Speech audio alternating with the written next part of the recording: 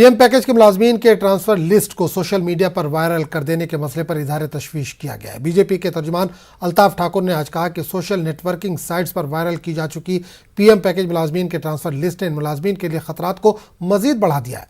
अल्ताफ ठाकुर ने न्यूज़ 18 उर्दू से बात करते हुए कहा कि इससे टारगेट किलिंग में इजाफा होगा। सरकारी हुक्मनामे को वायरल करने वाले अफसरों पर सख्त कार्रवाई करने की इन्होंने मांग की है।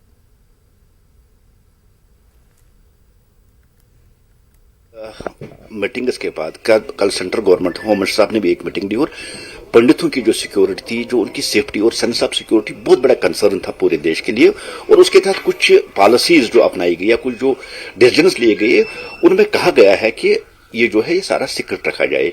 और आज सुबह जब देखते हैं कि जो पंडितों की एक लिस्ट सामने आई है, सीधा सा मतलब है कि जो जिन ऑफिसरों ने इनके वो नहीं चाहते हैं कि कश्मीर में अमन और कश्मीर में पंडित बसे, और वो सीधे सीधे पाकिस्तान के एजेंट की तरह काम कर रहे।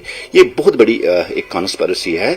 उसको गवर्नमेंट को देखना चाहिए कि जो पंडित का उन्होंने ट्रांसफर लिस्ट किया है, किस बेस पे उन्होंने सोशल मीडिया पे इसको अपलोड किया, और एक पूरी लिस्ट उन्होंने मिलिटेंट्स या दहशतगर्दों को दी है कि कौन पंडित कहां जॉब कर रहा है। इससे ये एक बहुत बड़ा सिक्योरिटी ब्रीच है।